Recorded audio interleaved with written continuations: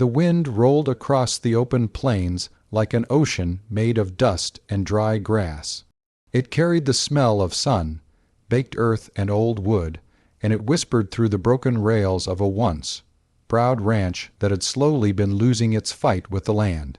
Caleb Turner stood beside the sagging fence and stared across the wide stretch of property that had belonged to his family for nearly 40 years. What had once been green pasture now looked tired and thirsty. The cattle moved slowly, ribs faintly showing beneath their hides, and the old barn leaned slightly to one side like a man who had grown too weary to stand straight. Caleb wiped sweat from his brow with the back of his rough hand. The sun had barely reached the middle of the sky, yet the heat already pressed down on everything like a heavy blanket. He had fought hard to keep the ranch alive since his father passed 3 years earlier, but the drought had come like a slow curse. First the creek dried into a thin ribbon of muddy water. Then the grass began to yellow. Then the cattle started getting sick. And now the bank was waiting. 3 months. That was all the time Caleb had left before the land that carried his family's name would be taken away. He sighed deeply and turned toward the dirt road that led to town. Somewhere along that road, a stagecoach was supposed to arrive that afternoon. And on that stagecoach his wife. It still felt strange to think about.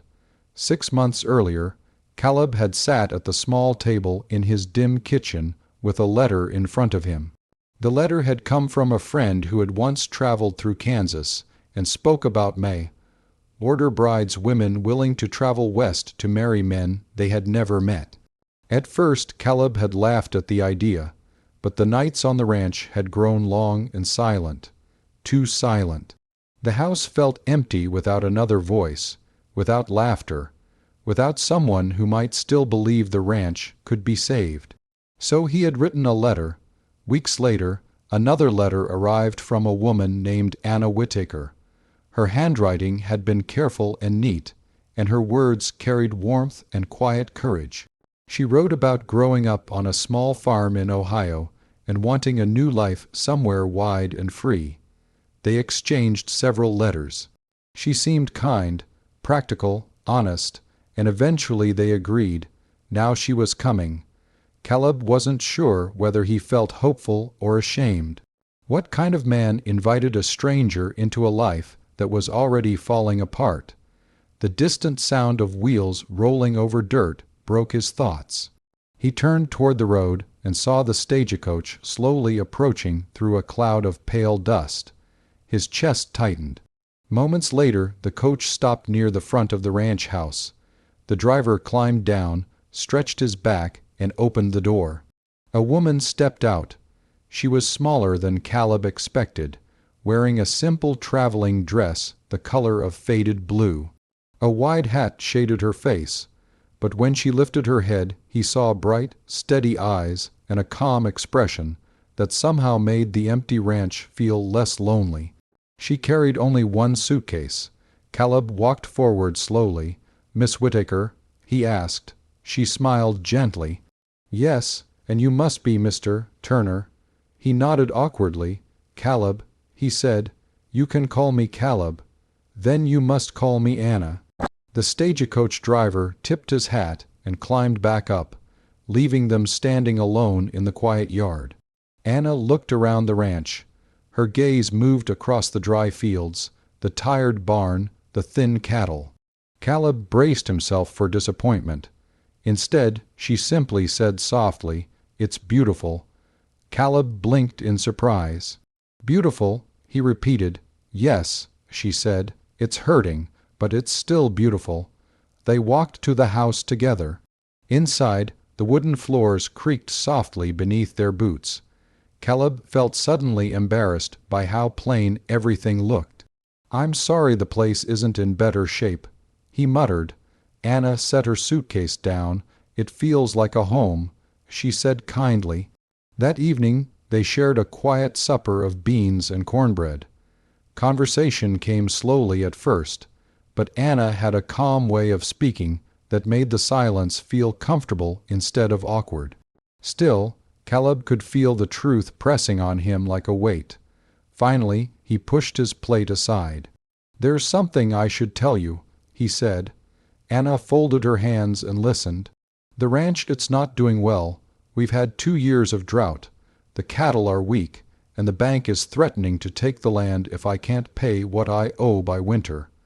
Anna's eyes remained steady. "How long?" she asked. 3 months." The room fell quiet.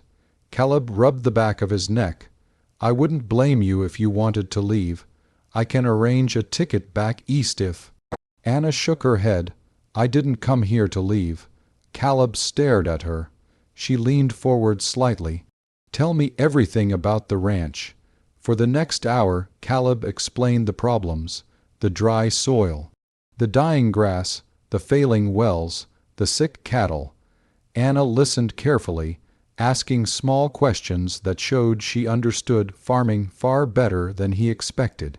When he finished, she stood and walked to the window, looking out toward the fields. "Tomorrow morning," she said quietly, "may I walk the land?" Caleb nodded slowly. The next morning, Anna woke before sunrise. Caleb found her outside kneeling near the garden patch beside the house. She had scooped up a handful of dirt and was crumbling it between her fingers. "You know soil?" Caleb asked. Anna smiled slightly. "My father believed soil tells stories." She walked across the pasture, studying the ground, the dry creek bed, and the edges of the grazing land. By midday she returned with dusty boots and a thoughtful look. Caleb waited nervously. "Well?" he asked. Anna sat on the porch and brushed dirt from her hands. "The ranch isn't dying," she said. Caleb frowned. "It sure looks like it is." Anna shook her head. "No, it's starving." He looked confused. "Starving. The soil is exhausted." She explained. "Years of grazing without restoring nutrients have drained it. The drought made it worse." Caleb sighed. "I know it's bad, but there's nothing I can do about rain." Anna looked up at him. "My secret skill," she said softly, "is soil restoration." Caleb raised an eyebrow. "My father was an agricultural teacher," she continued. "He taught me crop rotation, composting, and ways to revive land most people think is ruined." Caleb blinked. "You're saying you can fix this." "I'm saying we can try." The next weeks became the hardest Caleb had ever worked. Anna showed him how to dig compost trenches using manure, leftover crops, and kitchen scraps. They built small water catchments to trap what little rain fell. She convinced him to divide the pasture and rotate the cattle so the grass could recover. It seemed strange at first. Some neighbors even laughed when they heard about the fancy Eastern farming tricks. But Anna didn't argue with them. She simply kept working. Slowly, small changes began to appear. After a light rain one evening, patches of green grass pushed through the soil where compost had been buried. The cattle grew stronger grazing on fresh growth. Anna also taught Caleb how to plant fast, growing forage crops that thrived even in dry conditions. One morning, Caleb stood at the edge of the field and stared in amazement at rows of green stretching across land that had looked dead just weeks earlier.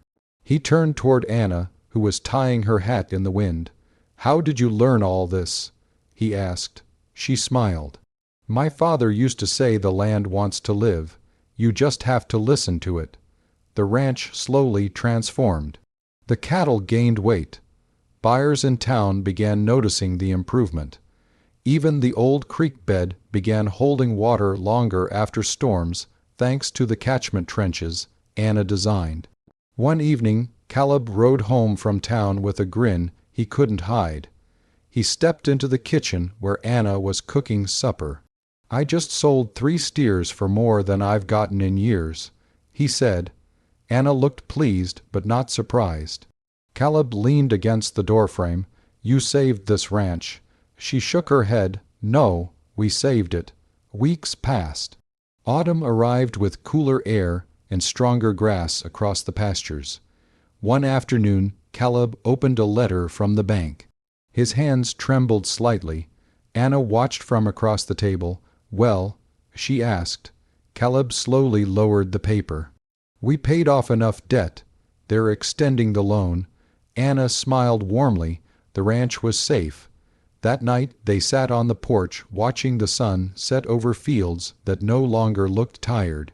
The wind moved gently through tall grass that shimmered gold in the fading light. Caleb glanced at Anna.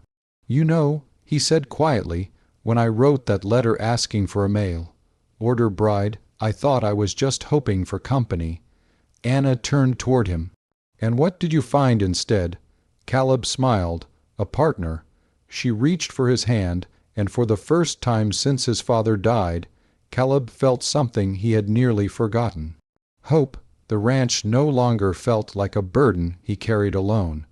It felt like the beginning of a new life.